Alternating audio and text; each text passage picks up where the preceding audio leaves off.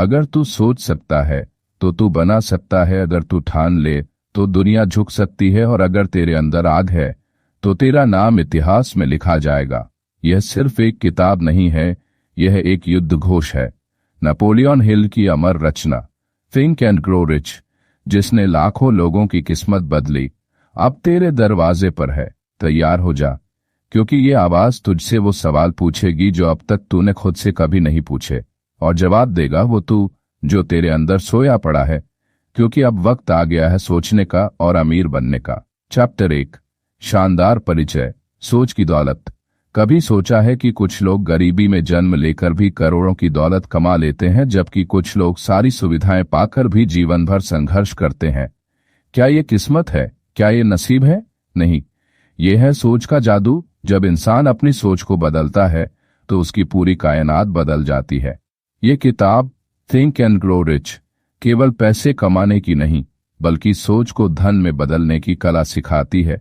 इसमें बताया गया है कि कैसे सपनों को विचारों में बदलो, विचारों को योजनाओं में, और योजनाओं को हकीकत में। यह किताब उस समय की उपज है जब दुनिया महामंदी की आग में झुलस रही थी, लेकिन एक व्यक्ति ने उस अंधकार में भी उम्मीद की लौ जलाई।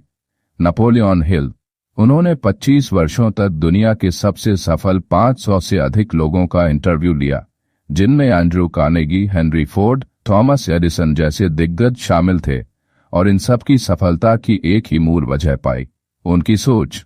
इस सोच को उन्होंने 13 सिद्धांतों में ढाल दिया, जो आज भी उतने ही प्रभावी हैं जितने 100 साल पहले थे। यह किताब पैसा कमाने का जादुई फार्मूला नहीं देती, ये सोचने का तरीका सिखाती है जिससे दौलत, सफलता, सम्मान, आत्मविश्वास सब कुछ पाया जा सकता है। अगर तेरे अंदर कुछ कर दिखाने की आग है तो ये किताब उस आग को दिशा देगी। अगर तेरे सपने बहुत बड़े हैं लेकिन रास्ता धुंधला है तो ये किताब तुझे रोशनी देगी। और अगर तू खुद पर यकीन खो चुका है तो ये किताब तुझे फिर से तेरे भीतर की ताकत दिखाएगी। सोचो, अगर एंड्रू कार्नेगी जैसे लोग बिना किसी खास शिक्षा के अमेरिका के सबसे अमीर इंसान बन सकते हैं, तो तू क्यों नहीं? अगर थॉमस एडिसन 10 बार असफल होकर भी बल्ब बना सकते हैं, तो तू एक बार हार मानकर क्यों बैठ गया? जिंदगी एक रणभूमि है और तेरी सोच ही तेरा हथियार है। जब तू इस किताब की अगली पंक्तियां पढ़ेगा तो तुझे लगेगा कि कोई गहरी आवाज तेरे कानों में कह रही है, उठ, जाग और वो बन जो तू बनने के लिए पैदा हुआ है। क्योंकि यह किताब तुझसे कहती है, धन पहले दिमाग में बनता है, फिर दुनिया में। याद रख, हर महान सफलता की शुरुआत एक विचार से होती है। और आज, इस वक्त, इस क्षण तू उस विचार को जन्म दे रहा है। जो सोच तू आज बोएगा वही कल तेरा भाग्य बनकर उगेगा। तू अमीर पैदा नहीं हुआ, कोई बात नहीं, लेकिन अगर तू गरीब सोच के साथ मर गया तो ये तेरा अपराध है। सोचने का तरीका बदल, यकीन कर, जुनून जगा, और इस किताब के हर शब्द को ऐसे पढ़ जैसे ये तुझसे बात कर रहा हो। क्योंकि ये सिर्फ एक किताब नहीं, ये है एक क्रांति, तेरे दिमाग में, तेरे आत्मा में, तेरे भविष्य में। अगर तूने ठान लिया तो दुनिया की कोई ताकत तुझे रोक नहीं सकती। जो सोचोगे वही बनोगे, जो करोगे वही पाओगे, वही इतिहास बनेगा। Chapter 2, desire. सफलता की भूख। तू सफल क्यों नहीं हो पाया अब तक? क्योंकि तेरे अंदर चाहत तो है, पर ज्वालामुखी जैसी आग नहीं। क्योंकि तू सपना तो देखता है, लेकिन उस सपने के लिए हर सांस में तड़पता नहीं। क्योंकि तू चाहता है जिंदगी में कुछ बड़ा करना, लेकिन उसके लिए सब कुछ दांव पर लगाने की हिम्मत नहीं रखता। नेपोलियन हिल कहता है, हर महान सफलता की जड़ में एक अटल इच्छा छिपी होती है। वो इच्छा जो इंसान को पागल बना दे, जो रातों की नींद छीन ले, जो हर हार को चिंगारी बना दे। अगर तेरे अंदर उस सफलता की भूख नहीं है जो तुझे चैन से बैठने ना दे, तो फिर मत सोच कि तू इतिहास बना पाएगा। सिर्फ चाहना काफी नहीं, जलना पड़ता है अंदर से, हर वक्त, हर पल, हर पल। कार्नेगी ने हिल से कहा था, अगर तू इस किताब से कुछ सिखा सकता है तो वो यह कि सपना देखना ही काफी नहीं, उसे पाने की सनक पैदा कर। डिजायर यानी वो शक्ति जो तुझे अपनी औकात से भी ऊपर उठने पर मजबूर कर दे। तो देख, एडिसन ने बल्ब बनाने की ठान ली तो उसने 1000 बार असफल होने के बावजूद हार नहीं मानी। क्यों? क्योंकि उसके अंदर रोशनी को दुनिया तक पहुंचाने की भूख थी। तुम सोचते हो, मेरे पास पैसे नहीं है, मैं कहां से शुरू करूं? लेकिन हकीकत यह है, तेरे पास अगर जलती हुई चाह है तो दुनिया की हर कमी तुझसे हार मान जाएगी। डिजायर केवल एक भावना नहीं, ये है वो ईंधन जो किसी आम इंसान को आग में तपाकर लोहा बना देता है। हिल बताते हैं कि जब एडविन सी बार्न्स ने थॉमस एडिसन के साथ काम करने की ठान ली तो उसके पास न पैसे थे, न कोई सिफारिश, न कोई डिग्री, लेकिन उसके पास था सिर्फ एक जलता हुआ सपना। एडिसन के साथ काम करना है, चाहे जैसे भी। और वही सपना उसे अमेरिका के सबसे सफल व्यापारियों में से एक बना गया। अगर तेरे सपने तुझे डराते नहीं है तो तू अभी भी छोटा सोच रहा है। अगर तेरी भूख इतनी नहीं कि तू नींद को छोड़ सके, आराम को छोड़ सके, तो तू उस सफलता का हकदार नहीं। दुनिया तुझसे पूछती है तू कितना चाहता है, और अगर तेरा जवाब ये है अपनी आखिरी सांस तक, तभी ये ब्रह्मांड तुझे रास्ता देगा। तू एक नोटबुक ले और आज अभी इस समय लिख, मुझे क्या चाहिए, कब तक चाहिए और मैं क्या कीमत देने को तैयार हूं। क्योंकि जब इच्छा लिखी जाती है तो वो सपना बनती है, और जब सपना बार बार दोहराया जाता है तो वो मिशन बन जाता है। और जब मिशन के लिए इंसान हर दुविधा, हर दर्द को स्वीकार करता है, तब दुनिया उसे वो सब देती है जिसकी वो कल्पना करता है। याद रख, जो चीज तू दिल से चाहता है वो तुझसे भी ज्यादा तुझे पाना चाहती है, लेकिन पहले तुझे उसे पाने के काबिल बनना होगा। सिर्फ मांगने से कुछ नहीं होता। तू तब तक कोशिश कर जब तक किस्मत तेरे दरवाजे पर घुटनों के बल ना आ जाए। अगर तेरे अंदर जलने की ताकत है तो दुनिया तुझे पहचानने पर मजबूर हो जाएगी। हर इंसान में आग होती है, लेकिन जीतता वही है जो उसे ज्वालामुखी बना देता है। सपने देखने वालों को दुनिया पागल कहती है, लेकिन वही पागल एक दिन इतिहास बनाते हैं। चैप्टर 3, फेथ, अंधेरे में भी यकीन। अगर तू दुनिया को बदलना चाहता है तो सबसे पहले खुद पर यकीन करना सीख, क्योंकि जब तू खुद पर यकीन नहीं करेगा तब दुनिया तुझे सिर्फ शक की नजरों से देखेगी। फेथ, विश्वास, वही शक्ति है जो तूफानों में कश्ती को टिकाए रखती है। वही ताकत है जो इंसान को उसकी औकात से आगे ले जाती है। सोच ले, जब तू अपनी आंखों से जीत नहीं देख पा रहा होता तब भी तेरे अंदर एक आवाज होनी चाहिए जो कहे मैं जीतूंगा, चाहे सारा ब्रह्मांड मेरे खिलाफ क्यों ना हो। फेथ सिर्फ एक शब्द नहीं, यह तेरे अंदर का ब्रह्मास्त्र है। ये वो शक्ति है जो विचार को कर्म में और कर्म को चमत्कार में बदल देती है। नेपोलियन हिल कहता है, faith is the eternal elixir which gives life, power and action to the impulse of thought.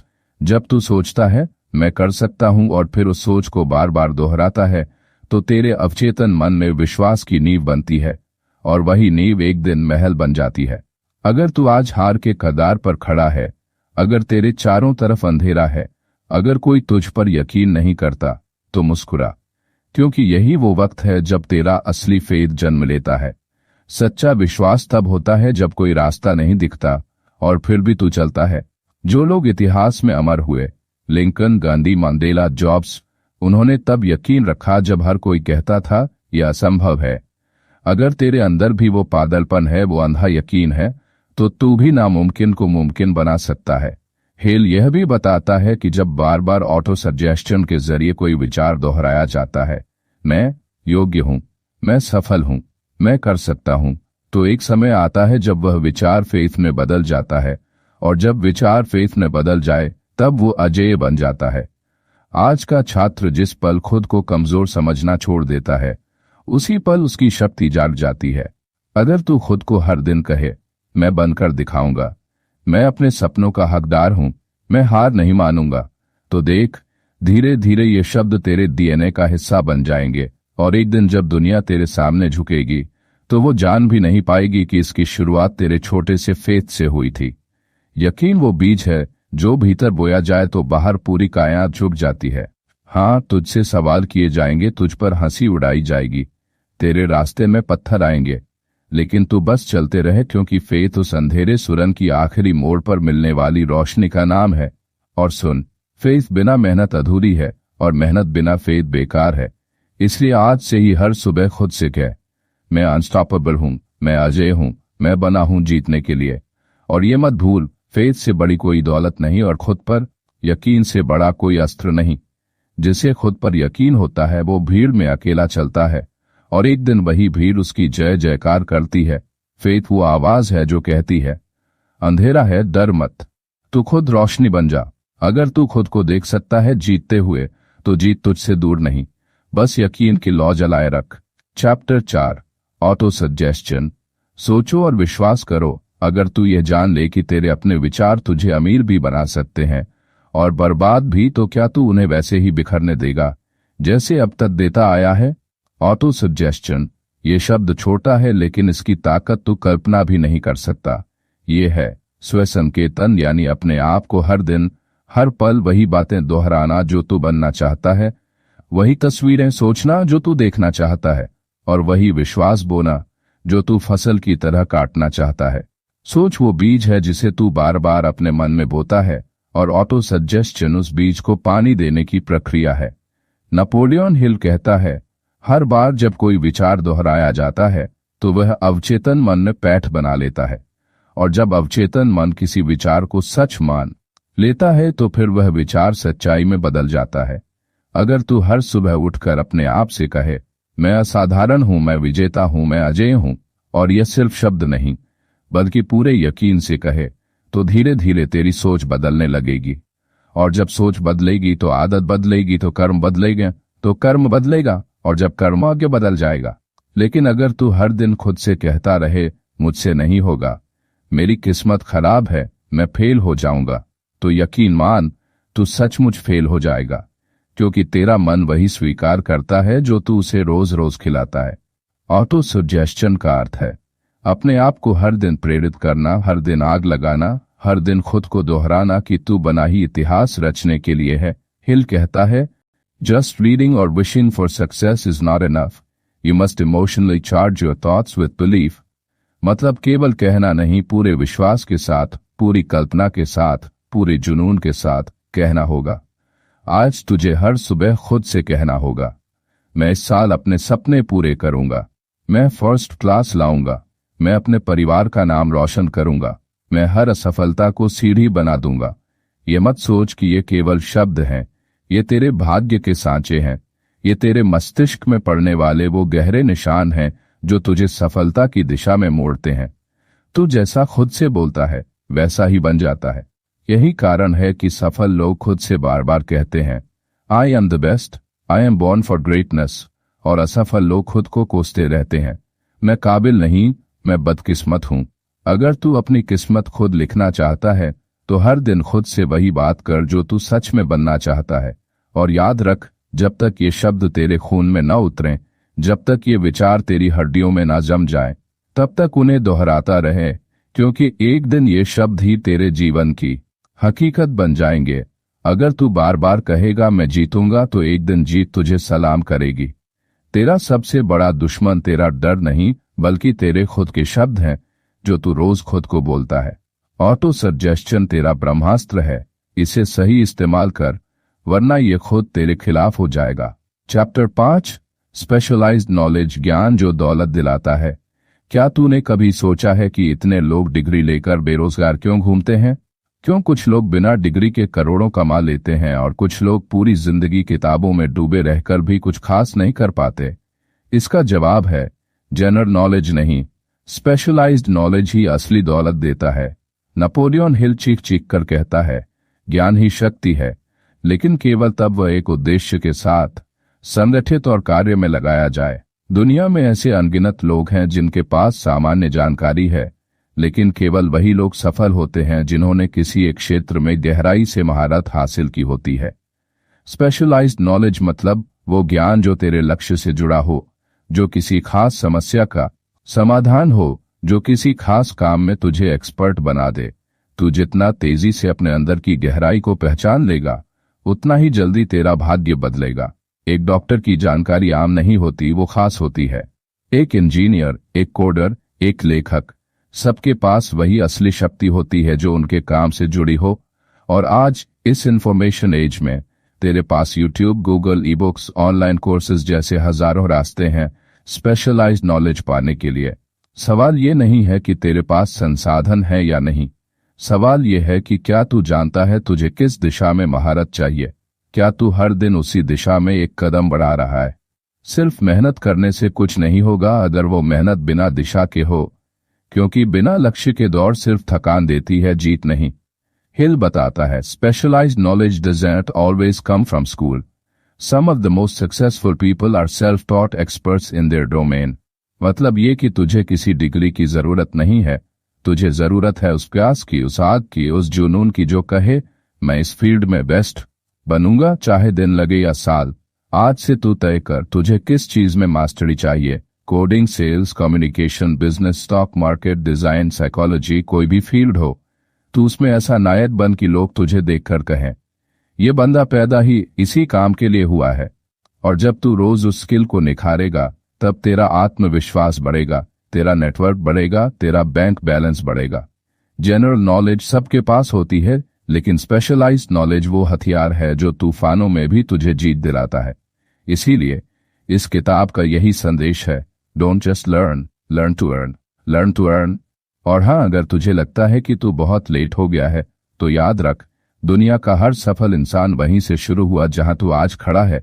फर्क बस इतना था कि उसने किसी एक दिशा में डिगिंग शुरू कर दी। अगर तू हर दिन एक खास चीज में एक्सपर्ट बन रहा है तो एक दिन तू उस फील्ड का राजा बनेगा। सिर्फ डिग्री से नहीं, दिशा और दक्षता से मिलती है दौलत। जनरल बन के भीड़ में खो जाएगा, लेकिन स्पेशलाइज्ड बनकर तू इतिहास लिखेगा। अब तेरे अंदर ज्ञान है, जुनून है, यकीन है। Chapter 6, imagination. विचारों से बनता है भविष्य। जिस दुनिया में तू आज जी रहा है उसकी हर चीज कभी किसी की कल्पना में थी। ये मोबाइल, ये इंटरनेट, ये ऊंची इमारतें, ये हवाई जहाज, ये बिजली, सब कुछ पहले एक विचार था जो एक साहसी दिमाग में जन्मा और फिर एक पागल जुनून से साकार हुआ। नेपोलियन हिल कहता है, imagination is the workshop of the mind where all plans are created. सोच सिर्फ विचार नहीं, वो ब्रह्मांड की सबसे बड़ी रचना शक्ति है और यही तेरी सबसे बड़ी पूंजी है। अगर तू अपनी कल्पनाओं को मार दे तो समझ ले तू अपनी आत्मा को जिंदा दफना रहा है। आज का छात्र किताबें तो पढ़ता है लेकिन अपने भीतर की कल्पना की दुनिया को अनदेखा कर देता है। तू किसी भी सफल इंसान को उठा के देख ले, Elon Musk, Steve Jobs, APJ Abdul Kalam, सबने दुनिया को बदला क्योंकि उन्होंने पहले अपने दिमाग में ऐसी दुनिया बनाई जो बाकी लोगों को पागलपन लगी। और जब वो दुनिया बार बार उनकी कल्पनाओं में दोहराई गई तो एक दिन वो हकीकत बन गई। इमेजिनेशन दो तरह की होती है, सिंथेटिक और क्रिएटिव। सिंथेटिक इमेजिनेशन वो है जिसमें तू पुराने विचारों को जोड़कर नया बनाता है, और क्रिएटिव इमेजिनेशन वो है जिसमें तू शून्य से कुछ पैदा करता है, एक ऐसा विजन जो किसी ने देखा ही नहीं। और यही क्रिएटिव इमेजिनेशन इतिहास बनाती है। हिल कहता है, जो लोग सिर्फ देखी सुनी बातों पर चलते हैं वो फॉलोअर्स बनते हैं, लेकिन जो लोग अपनी कल्पना से चलना सीखते हैं वो लीडर्स बनते हैं। आज से तू ये सोचना बंद कर दे कि लोग क्या कहेंगे, क्योंकि जो आज हंसते हैं वो कल तेरा स्टैंडिंग ओवेशन देंगे। अगर तू आज अपने विचारों पर भरोसा कर ले, कल्पना कर कि तू क्या बन सकता है, कैसा जीवन तेरा हो सकता है, कौन सी ऊंचाइयां तू छू सकता है, और फिर उस कल्पना को हर दिन सोच, महसूस कर, लिख, बोल। क्योंकि जब तक तू उसे बार बार विजुअलाइज नहीं करेगा तब तक ब्रह्मांड तुझे वो दे नहीं पाएगा। और ध्यान रख, तेरे विचार, तेरे शब्द, तेरे चित्र, यही तेरी आने वाली हकीकत के आर्किटेक्ट हैं। अगर तू बार बार खुद को सोचता है स्टेज पर बोलते हुए, तो एक दिन तू स्टेज पर होगा।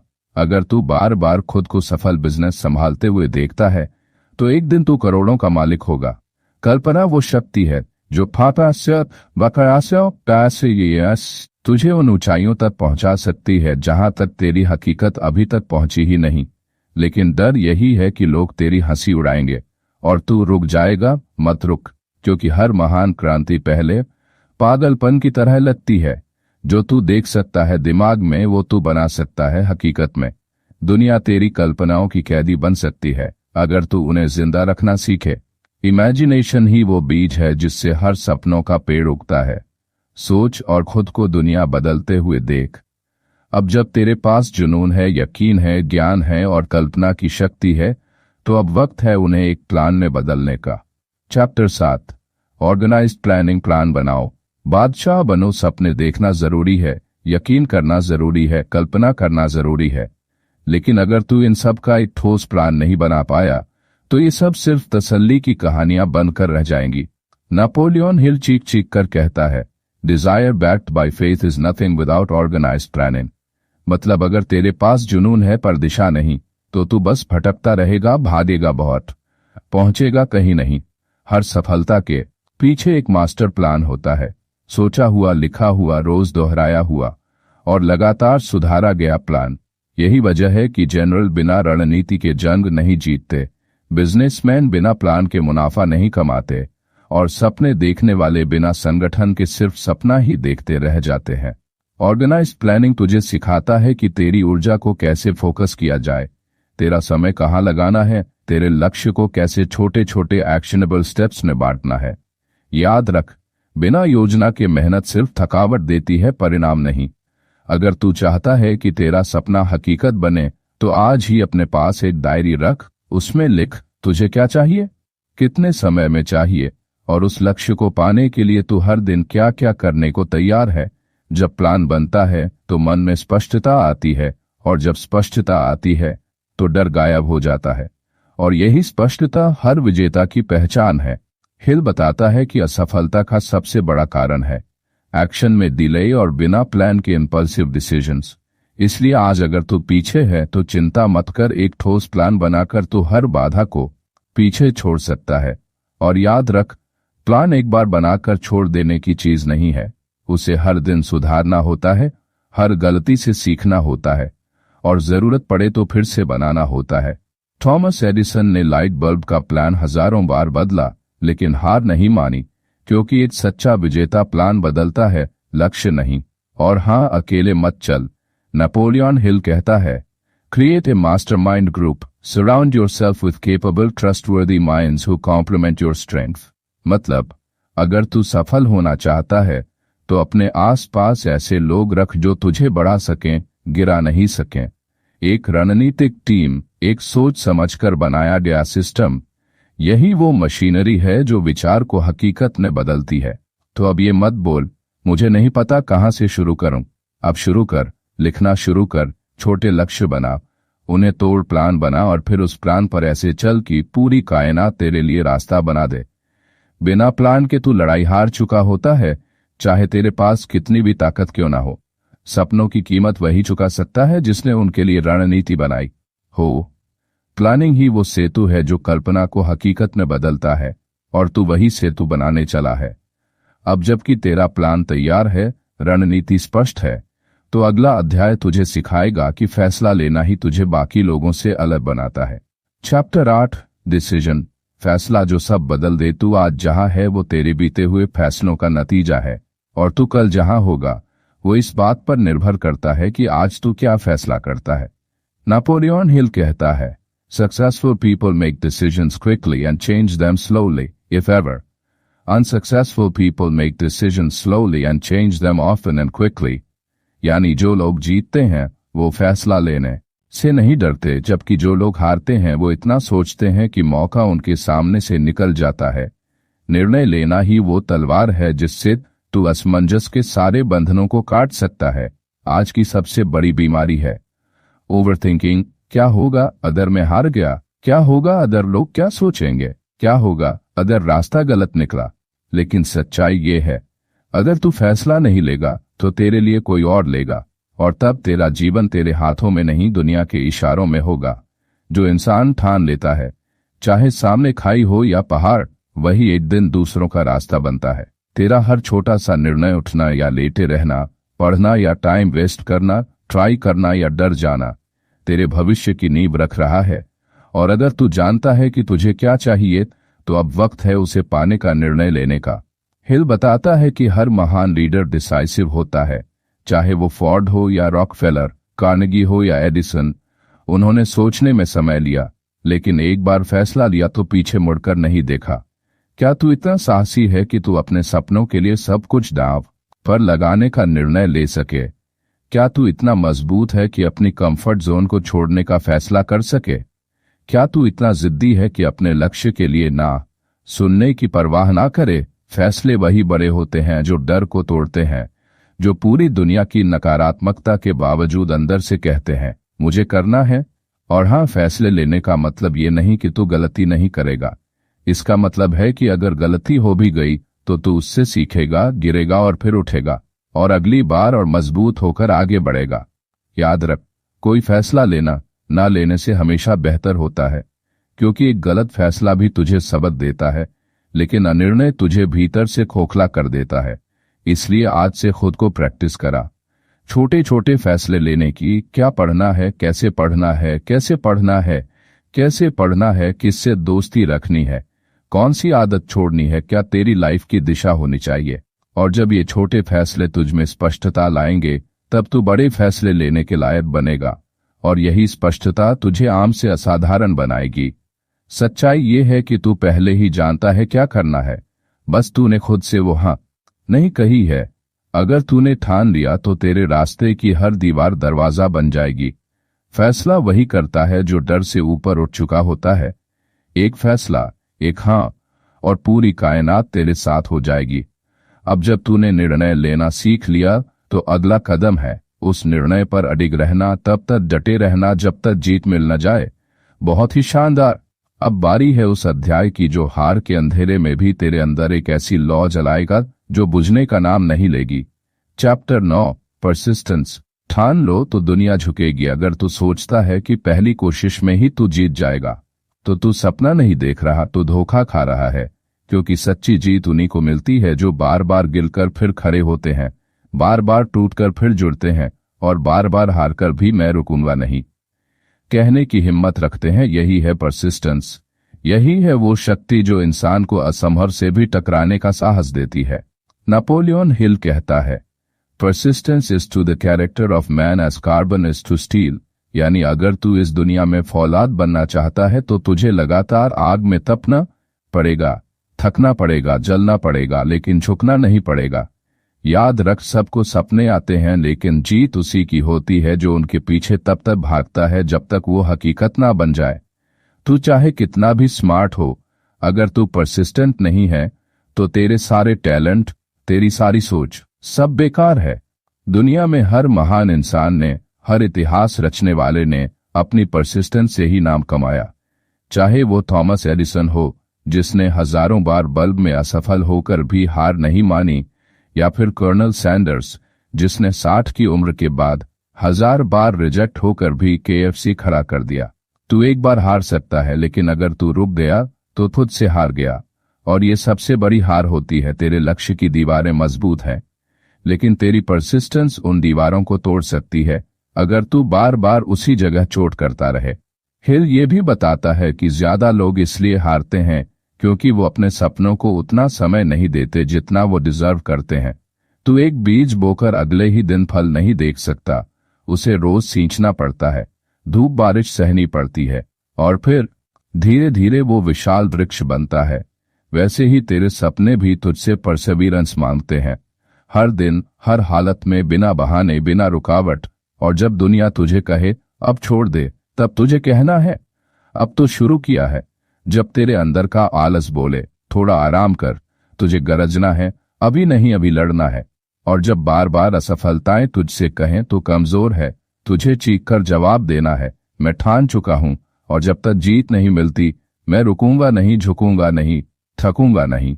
परसिस्टेंस कोई गुण नहीं, ये एक निर्णय है, और ये निर्णय हर सुबह लेना पड़ता है, हर ठोकर के बाद फिर से उठकर लेना पड़ता है। और हाँ, कभी मत सोच कि तू अकेला है, क्योंकि जब तू डट जाता है तो कायनात भी तेरे लिए रास्ता बनाती है। हार कर रुक जाना आसान है, लेकिन जीत कर दुनिया को झुकाना, ये काम सिर्फ परसिस्टेंट लोगों का होता है। अगर तू बार बार गिर रहा है तो समझ ले तू रास्ते पर है। अब सिर्फ ठानना बाकी है। तू तभी हारेगा जब तू रुक जाएगा, वरना तू तय करके आया है जीतने के लिए। अब जब तू अंदर से फौलाद बन चुका है, जब तू ठान चुका है कि अब कोई हार मुझे रोक नहीं सकती, तो आखिरी अध्याय तुझे देगा एक रहस्य, एक ऐसा रहस्य जो तुझे इन्फिनिट पावर से जोड़ देगा। अब समय है अंतिम, लेकिन सबसे रहस्यमय और सबसे शक्तिशाली अध्याय का, एक ऐसा अध्याय जो तेरे विचारों को ऊर्जा में और ऊर्जा को वास्तविकता में बदलने की क्षमता रखता है। अब पेश है the mastermind and the mystery of transmutation, शक्ति का रहस्य। जब तू सोचता है कि तू अकेला है तो तू भ्रम में है, क्योंकि तेरे विचार, तेरी ऊर्जा और तेरे आसपास की चेतना मिलकर एक ऐसी शक्ति बनाते हैं जो ब्रह्मांड की गहराइयों तक पहुंचती है। यही है मास्टरमाइंड का रहस्य, एक ऐसा साझा मन, एक ऐसा मानसिक नेटवर्क जहां दो या दो से अधिक चेतनाएं जब एक ही उद्देश्य के लिए जुड़ती हैं तो वे एक ऐसी तीसरी मानसिक शक्ति का निर्माण करती हैं जो किसी भी सीमा को पार कर सकती है। नेपोलियन हिल कहता है, no individual may have great power without availing himself of the mastermind। जब तू खुद को उन लोगों के साथ जोड़ता है जो भी तेरी तरह सपने देखते हैं, जो भी तेरी तरह उठने का जज्बा रखते हैं, तो तू अकेला नहीं रहता।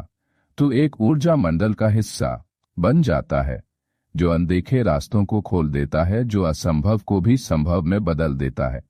मास्टरमाइंड कोई मीटिंग नहीं, ये एक आध्यात्मिक गठबंधन है जो तेरे अवचेतन मन को ब्रह्मांड की चेतना से जोड़ता है।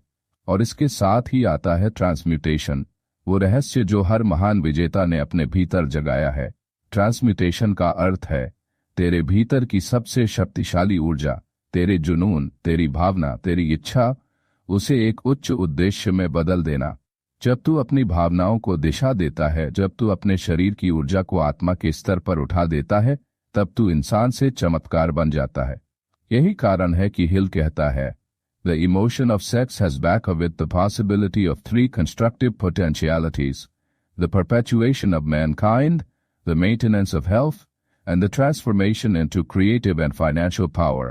यानी तेरी भावनाएं सिर्फ अनुभव के लिए नहीं है, वो एक शक्ति है, और अगर तू उसे किसी महान लक्ष्य की ओर मोड़ दे तो तू इतिहास बना सकता है।